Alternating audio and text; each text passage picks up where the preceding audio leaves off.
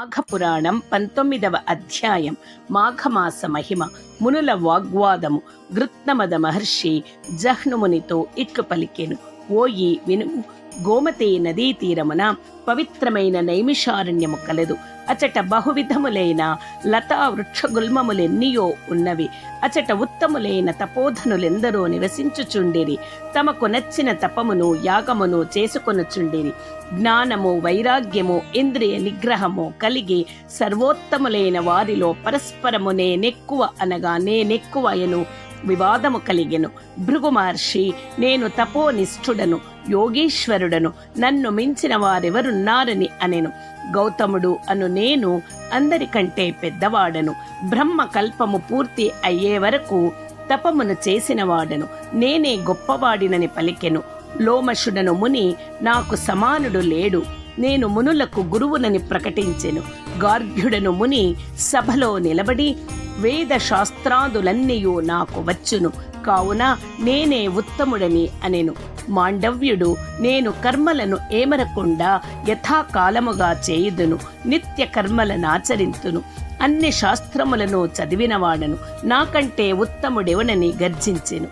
శంతనుడు అనుముని, నేను యోగాభ్యాసము చేయువాడను, ఆత్మజ్ఞానిని, ఏకాగ్రత కలవాడను, నన్ను మించిన వాడెవడూ లేడని పలికెను. పాలచ్చుడను ముని లేచి, నేను వేదములు శాస్త్రములు అన్నియూ నేర్చినవాడను, పెద్దలు కూడా నన్నే గౌరవింతురు, కావున నేనే అతుకుడని అనెను. శౌనకుడను, ఆత్మనేత్తలలో నేను మొదటివాడను, నాకంటే పూజ్యులెవరూ లేరనెను. ఆ మునివరులు తమ తమ గొప్పతనమును బిగ్గరగా ఎవరికి వారే చెప్పుకొనిరి. కొందరు కోపమును పట్టజాలక భృగు మహర్షి వద్దకు వచ్చి వాని జడలను లాగి పిడికెళ్ళు బిగించి కొట్టిరి. ఒకరిని ఒకరు దూషించుకొనుచు కొట్టుకొనుచు వారి దండములను ఛత్రములను లాగుచూ కోలాహలమును పెంచిరి. ఇట్లు వారు పరస్పరము వివాదపడుచుండగా కలహప్రియుడైన నారదుడు వచ్చెను. కలహించుకొనుచున్న వారిని మరింత ఉద్రేకపరిచెను. వైకుంఠమును చేరి శ్రీహరికి ఈ విషయమును విన్నవించెను. శ్రీహరియు, నారద, ఆ మునులు జ్ఞానులైనను నా మాయకు లోబడి కలహించుకొనుచున్నారు. వీరి వివాదం ఉపాయముచే ఉపశమింప చేయవలెను. నాకిష్టులైన సనక సనందన సనత్కుమార సనత్సుజాతలను వారిని వివాదపడుచున్న మునీశ్వరుల వద్దకు పంపుదును. వీరు నలుగురును ఎల్లప్పుడూ 5 సంవత్సరముల వారుగానే ఉందురు. వీరి బాల్యమున చతుర్యుగములెన్నియో మార్లు గడిచినవి. వీరితో బాటు వృద్ధుడు బుద్ధశాలియగు మార్కాండేయును కూడా పంపుదును. అతడు 7 మహాకల్పములు జీవించువాడు. మునులకు మార్కాండేయునకు వివాదము జరుగును. నారద, నీవును అచ్చటకు పోయి చూడుము అని పంపెను. మార్కండేయ మహర్షి వివాదపడుచున్న మునుల వద్దకు వచ్చెను. కొత్తగా వచ్చిన మార్కండేయ మహర్షిని చూసి వివాదపడుచున్న మునులు వివాదమును ఆపి అస్పష్టములైన మాటలతో వానికి గౌరవమును చూపిరి. మార్కండేయుడును వారినందరినీ కుశల ప్రశ్నాధికముతో శాంతపరిచెను. ఇట్లు కొంతకాలము గడిచిన తరువాత బ్రహ్మ జ్ఞానులగు సనక సనందాది మునులు నలుగురును అచ్చటకు శ్రీహరిని కీర్తించుచూ వచ్చిరి. మార్కండేయ మహర్షియు వారిని చూచి ఎదురు వెళ్ళి నమస్కరించి అర్ఘ్యపాద్యములచే పూజించెను. వారి పాదములు కడిగిన నీటిని తన తలపై ప్రోక్షణ చేసుకునెను.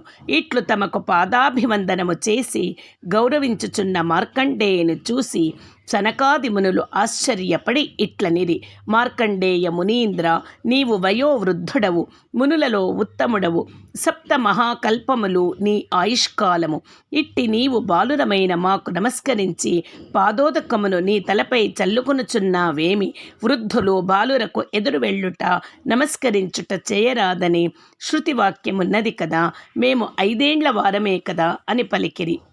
ఇట్లు సనకాదులు పలికిన మాటలను విని మార్కండేయ మహర్షి ఇట్లనెను.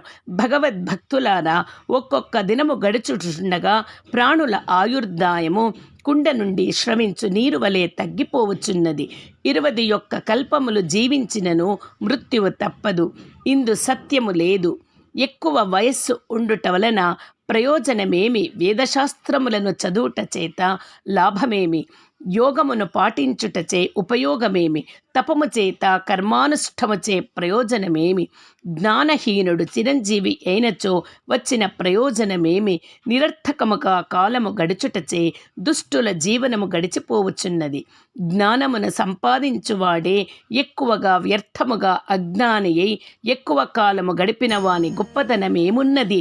వినాశకాలము దాపురించినప్పుడు ప్రాణిలోకము భయమునంది తాను చేసిన కర్మ ఫలమును అనుభవించి మరలా జన్మించును. నిత్యము కాని దేహముతో విష్ణు కథా ప్రసంగము చేయువాని బ్రతుకు సార్థకమైనది. మహాత్ములైన సనక సనందన సనత్కుమార సనత్సుజాతులారా, మీరు నిరంతరము విష్ణు కథా ప్రసంగమును చేయువారు. నిత్యము ఆయనను తలచి నమస్కరింతురు. శ్రీహరి ఎల్లప్పుడూ నీ హృదయ పద్మములందే ఉండును. మేము క్షణకాలమైనను విష్ణువును స్మరింపము, శ్రీహరి ప్రసంగములను కూడా చేయము. విష్ణు కథను విడువని బాలుడైనను వృద్ధుడే. నిరంతరము హరికథా ప్రసంగము చేయు మీరు బాలురైనను వృద్ధులే. హరికథా ప్రసంగము లేని వారెంత వృద్ధులైనను బాలురే. కావున మాకంటే మీరే గొప్పవారని మార్కండేయ మహర్షి సమాధానమునిచ్చెను. మార్కండేయను మాటలను విని సనకాది మహర్షులు శ్రీహరిని కీర్తింపసాగిరి. వారి మాటలను వినుచున్న మునులు తమలో తాము ఎక్కువ తక్కువ అనుకొనుట మూర్ఖత్వమని గమనించుకొని సిగ్గుపడిరి. వారందరూ మార్కండేయ మహర్షికి సనకాది మునులకును పాదాభివందనము చేసిరి. మేము మీ వలన విష్ణు కథా ప్రసంగపు విలువను తెలుసుకొంటిమి. కావున విష్ణు భగవానుని మహిమ నిరుగా శక్తి ఉండని ప్రార్థించిరి. నారదుడును శ్రీహరి వద్ద కేగి జరిగిన దానిని చెప్పిరి. అప్పుడు శ్రీహరి వ్యాస రూపమున సూతునకు సర్వ శృతుల జ్ఞానమును బోధించెను. సూతుని వలన మునులు మొదలగు వారందరూ శృతుల సారము నెరిగిరి.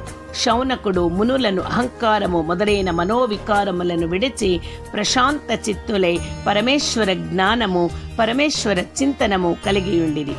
హరికేయూరాది భూషణములు తమ తమ విభిన్న రూపముల నందినను కరిగిపోయి తుదకు తమ మూల ధాతువైన సువర్ణముగా అయినట్లుగా ప్రాణులను తమ తమ కర్మ విశేషముననుసరించి వివిధ రూపములు పొంది తుదకు పరమాత్మ భావనము చేరును. వేదాంగములను సర్వశాస్త్రములను అభ్యసించి పరమాత్మ మహత్వ్యము నెరిగి పరమాత్మ చింతనమును చేసి భవదనుగ్రహము నుండుటయే జ్ఞానమునకు ఫలితము. మాఘమాసాది వ్రతములు భగవచ్చినంత నేను నిరంతరముగా అలవాటు చేసి జీవులను తరింపచేయును. జహ్నుమునీశ్వర, మాఘమాస వ్రతాచరణ భగవచ్చింతనమును జీవికి అలవాటు చేయును. అట్టి చింతనము వలన ప్రాణి యహలోక సుఖములను పరలోకములను దుష్కర్మ క్షయమును సత్కర్మాచరణ ఫలమును పొంది భవసారగమును తరించును. మునుల అహంకారమును మార్కండేయముని వినయ వివేకములను సనక సనందాదుల మహత్వమును పరిశీలించి ప్రాణి వినయమును భగవచ్చింతనమును జ్ఞాన ఫలములని ఎరిగి ఆచరించి భవసాగరమును దాటవలెన సుమా అని గృత్నమద మహర్షి వివరించెను. మాఘపురాణం 19వ అధ్యాయం పారాయణం సంపూర్ణ.